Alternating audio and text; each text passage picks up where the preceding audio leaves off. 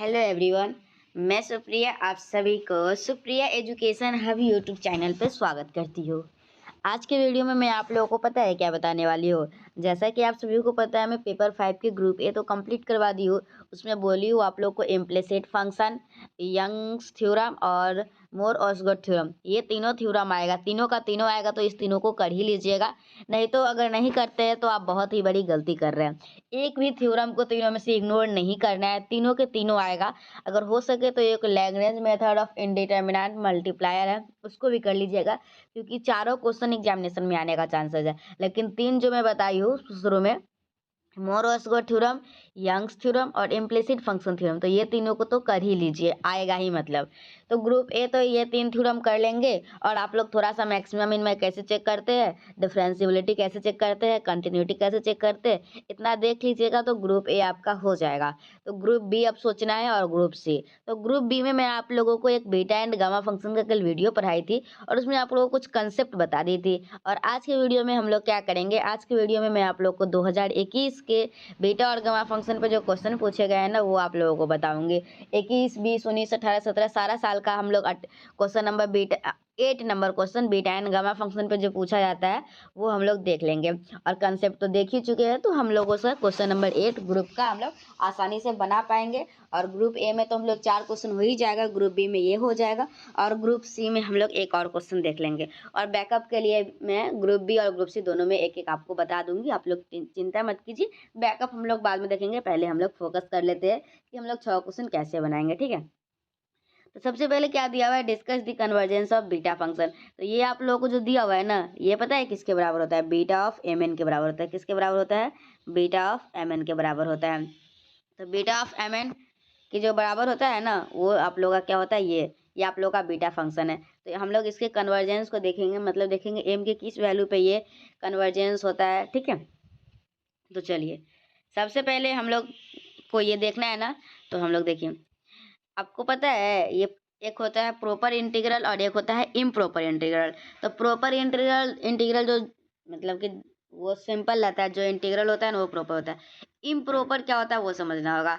Improper के लिए दो कंडीशन हो सकता है, या तो इसका लिमिट जो है ना, लिमिट ये दोनों में से कोई इनफाइनाइट होगा, ये नहीं तो ये, या फिर नहीं तो ये जो फंक्शन दिया हुआ है ना ये अनबाउंडेड होगा। क्या होगा, अनबाउंडेड होगा। या मतलब कहने का है कहीं ना कहीं इसका कंटिन्यूटी ब्रेक कर रहा होगा। ठीक है, तो हम लोग जो है ना बीटा फंक्शन के कन्वर्जेंस के ऊपर बात कर रहे थे। तो देखिए ये जो है ना प्रॉपर इंटीग्रल कब बनाएगा और इम्प्रॉपर इंटीग्रल कब बनाता है वो पहले हम लोग समझ लेते हैं। क्योंकि ये जिस पॉइंट पे m-1 और n-1 प्रॉपर इंटीग्रल अगर बनाएगा ना, तो उस टाइम तो ये इंटीग्रेशन जो है ना वो कन्वर्ज ही करेगा, तो उसमें तो टेंशन की बात है ही नहीं। लेकिन जब ये इम्प्रॉपर इंटीग्रल बनाएगा तो ये किस कंडीशन पे कन्वर्ज करेगा वो हम लोगों को देखना है। तो ध्यान से समझिएगा। देखिए आप लोगों को ये जो है ना, ध्यान से समझिए, ये जो है ना अनबाउंडेड कब होगा। तो देखिए अगर आप लोग का ये वैल्यू निगेटिव आ जाता है, x के पावर m-1 अगर निगेटिव आ जाता है तो मतलब ये जो है ना नीचे में चला जाएगा। और नीचे में जैसे ही जाएगा तो है ना, अगर m का वैल्यू 1 रखते हैं तो m-1, अगर m का वैल्यू मान लीजिए हम लोग क्या रखते हैं, कुछ मान लीजिए कोई निगेटिव वैल्यू रखते हैं। ठीक है, m-1 का वैल्यू अगर कोई निगेटिव है तो ये नीचे चला जाएगा। तो जैसे ही नीचे जाएगा ना, ये आप लोगों का यहाँ पे जो लिमिट है ना वो ब्रेक करेगा, यहाँ पे पॉइंट ऑफ डिसकंटिन्यूटी आ जाएगी। ठीक है, तो ये हम लोगों का इम्प्रॉपर इंटीग्रल का केस हो जाएगा। ठीक है, और यहाँ पे देखिए लिमिट जो है ना ये डेफिनेट दिया हुआ है 0 से लेके 1 तक। तो यहाँ पे लिमिट जो है ना डेफिनेट है और यहाँ पे ये जो फंक्शन है ना वो अनबाउंडेड है। क्या है, अनबाउंडेड है। तो ये इम्प्रॉपर इंटीग्रल होगा और ये भी सेकेंड काइंड का होगा।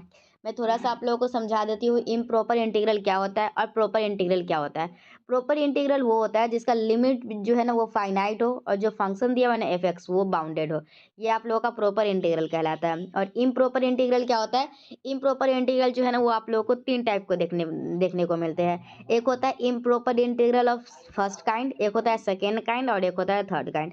फर्स्ट काइंड में क्या होता है, ये जो आप लोगों का लिमिट दिया हुआ है ना ये 0 से 1, ये आप लोगों को ऊपर में इनफाइनाइट या फिर नीचे में इनफाइनाइट दे देगा, 0 से इन्फिनिटी दे देगा या इन्फिनिटी से कुछ दे देता है। ठीक है, तो ये improper integral of first kind होता है।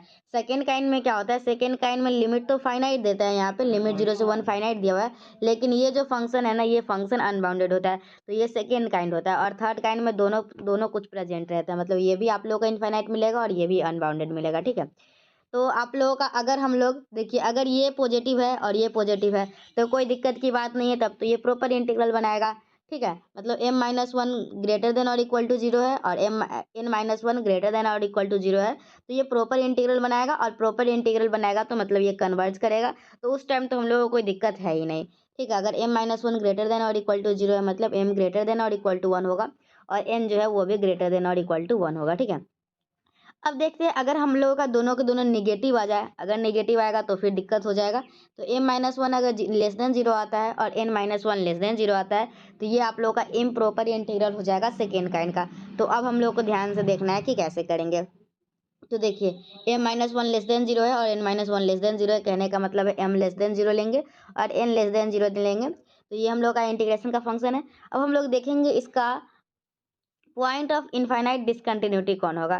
तो देखिए, अगर आप लोग 0 रखते हैं, क्या रखते हैं, मतलब कि इसमें 0 रखते हैं या फिर आप 1 रखते हैं, तो आप लोगों को दोनों ही पॉइंट पे क्या मिलेगा, पॉइंट ऑफ डिसकंटिन्यूटी मिलेगा। जब भी आप लोगों का पॉइंट ऑफ डिसकंटिन्यूटी 0 मिलता है, तो हम लोग क्या करते हैं पता है, लिमिट को 2 पार्ट में ब्रेक करते हैं। क्या करते हैं हम लोग, लिमिट को 2 पार्ट में ब्रेक करते हैं। तो हम लोग जो है ना, ज़्यादातर कोशिश करते हैं कि यहाँ पे जो भी है ना, इसका आधा ही करके लिमिट को ब्रेक करें।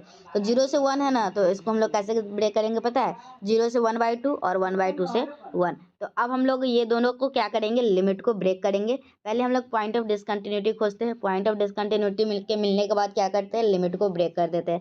अब हम लोगों का मेन काम क्या है, पता लगाना है कि ये m के किस वैल्यू पे हम लोगों का कन्वर्ज देगा, और ये इसमें m या n का कोई भी वैल्यू में किस वैल्यू पे ये कन्वर्जेंस देगा। अगर आप लोगों का I1 भी कन्वर्ज करेगा, I2 भी कन्वर्ज करेगा, तो ही हम लोगों का I भी कन्वर्ज करेगा।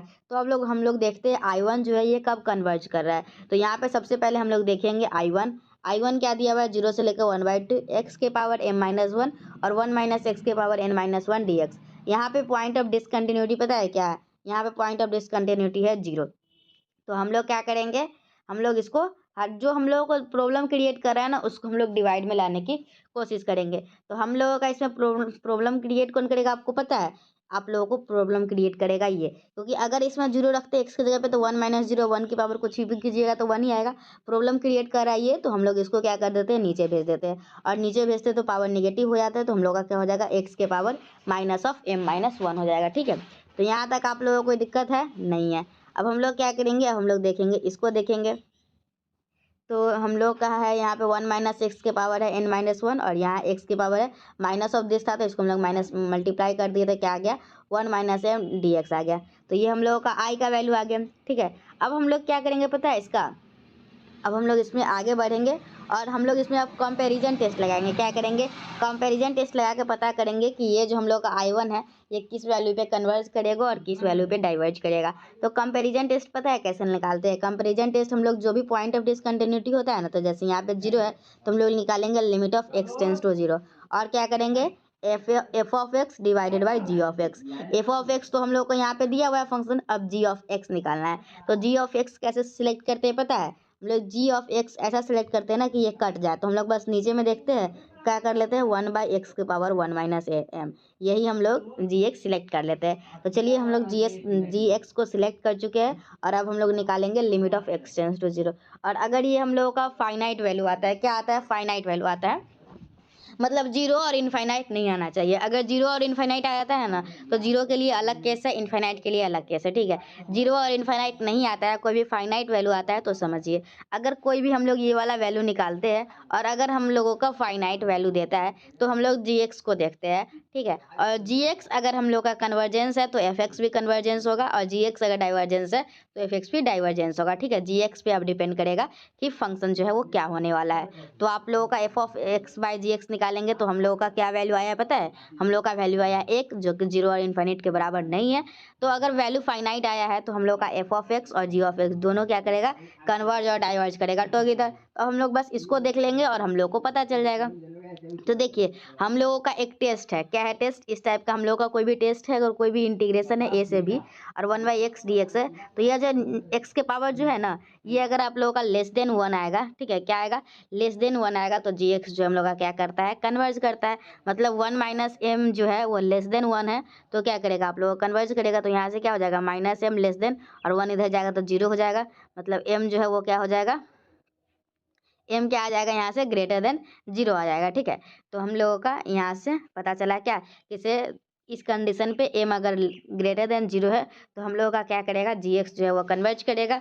और अगर gx कन्वर्ज कर रहा है तो कंपेरिजन टेस्ट से fx भी कन्वर्ज करेगा जब m जो है वो ग्रेटर देन 0 होगा। तो हम लोग यहाँ से क्या समझे, हम लोग यहाँ से समझे ये कि हम लोगों का जो ये I1 है ना, ये कन्वर्ज कब कर रहा है, ये कन्वर्ज करेगा m जब ग्रेटर देन 0 हो। तो अब हम लोग इसको देखेंगे और पता लगाएंगे कि ये कब कन्वर्ज करेगा।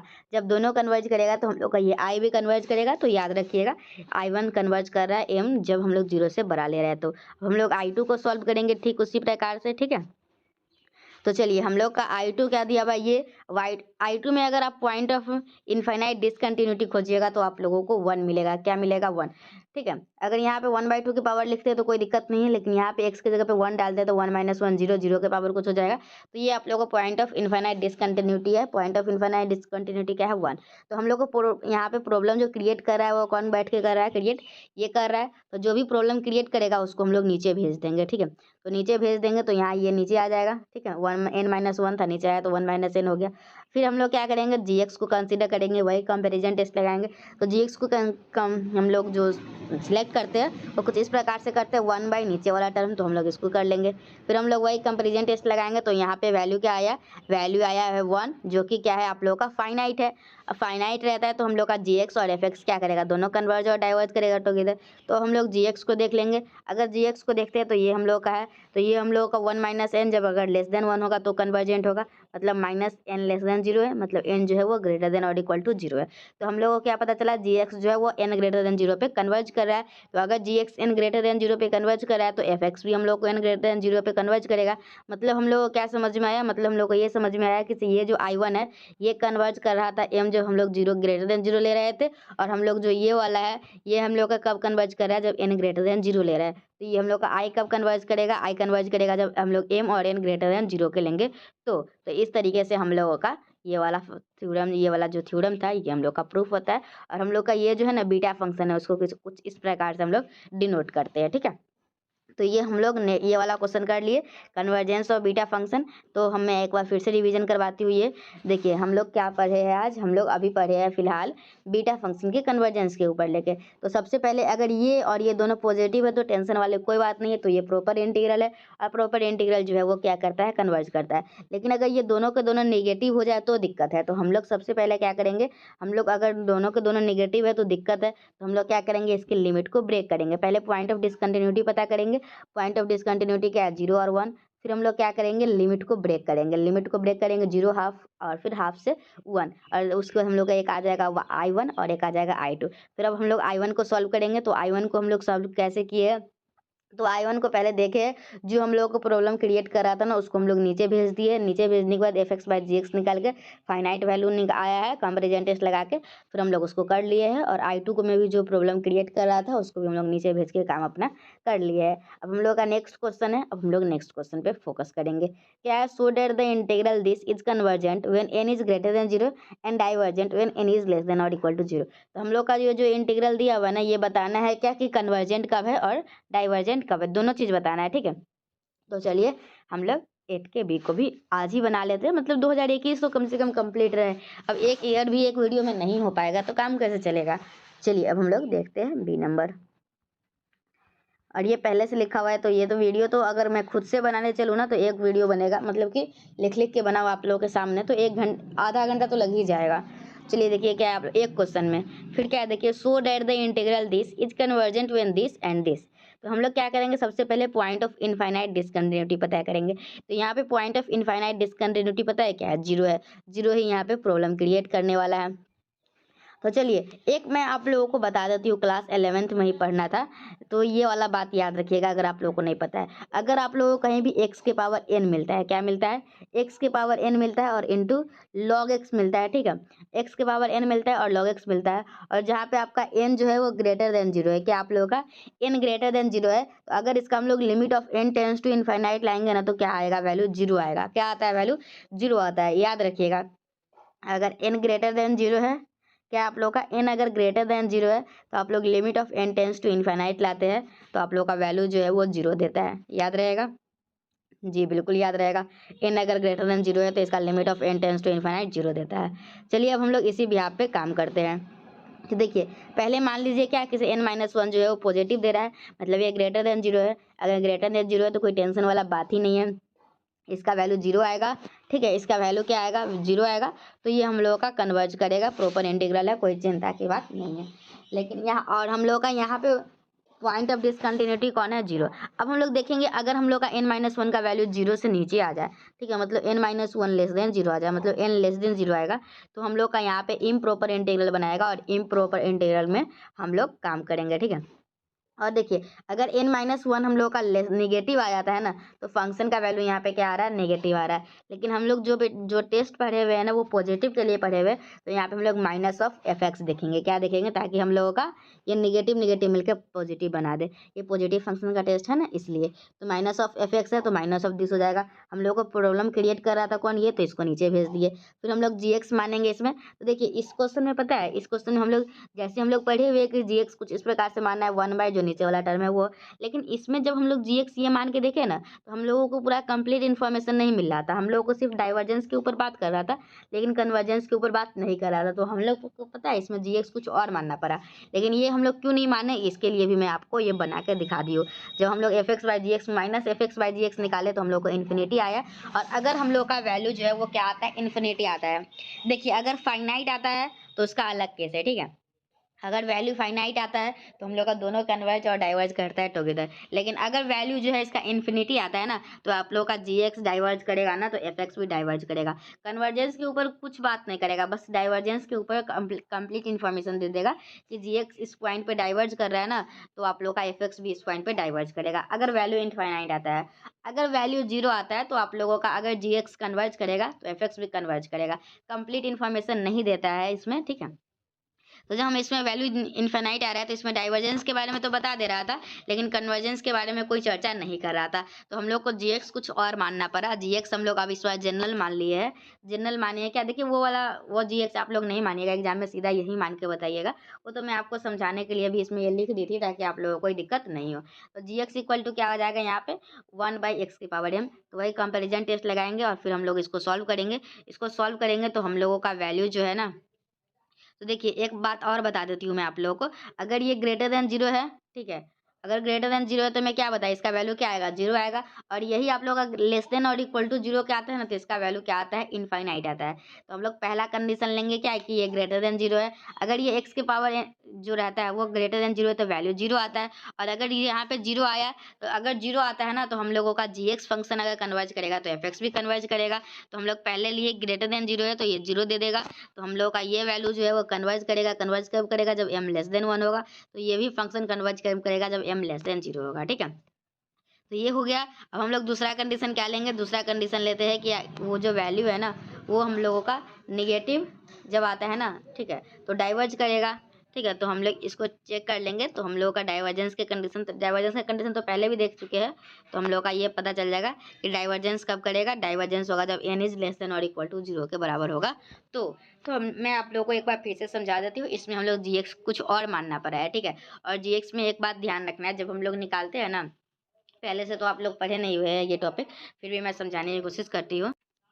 तो देखिए आप लोगों का अगर limit of n tends to infinity f x by g x अगर फाइनाइट आ गया, ठीक है, जीरो और इन्फिनिटी को छोड़ के, तो दोनों कन्वर्ज और डाइवर्ज करता है टुगेदर। लेकिन वैल्यू जो है वही क्या आ जाता है, आप लोग का इन्फिनाइट आ जाता है। तो आप लोगों का क्या कंडीशन है, इनफाइनाइट अगर वैल्यू आ जाता है, तो अगर जी एक्स आप लोगों को क्या होता है, मैं एक बार फिर से देख लेती हूँ। अगर वैल्यू जीरो आ जाता है या फिर वैल्यू इन्फिनाइट आ जाता है, तो जीरो के लिए अलग कंडीशन है और इनफाइनाइट के लिए अलग कंडीशन है, ठीक है।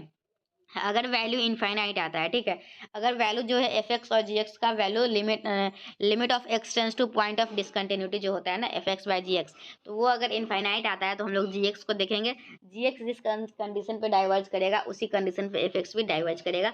कन्वर्जेंस के बारे में जानकारी नहीं मिलेगी। और अगर आप लोग का वैल्यू जीरो आ जाता है तो अगर जी एक्स कन्वर्ज करेगा जिस पॉइंट पे उसी पे आप लोग का एफ एक्स भी कन्वर्ज करेगा। कंप्लीट इन्फॉर्मेशन नहीं मिलता है। तो हम लोग इसमें क्या किए, एक्स की पावर एम मान के जनरल मान के हम लोग देख लिए कि किस पे कन्वर्ज कर रहा है और किस पे डाइवर्ज कर रहा है, ठीक है। तो इस तरीके से आज के वीडियो में मैं आप लोगों को क्या बताई, इस तरीके से आज के वीडियो में मैं आप लोगों को 2021 के क्वेश्चन को सॉल्व की हूँ। नेक्स्ट वीडियो में मैं कोशिश करूंगी पहले 2019 का करें, फिर 17 का करें, फिर 18 और 20 का भी करें। मैं जितना ज़्यादा पॉसिबल हो सकता है उतना ज़्यादा मैं वीडियो डालूंगी। एक दिन में 4-5 वीडियो भी डालना पड़े तो कम नहीं, लेकिन मेरे से हो ही नहीं पाता है, ठीक है।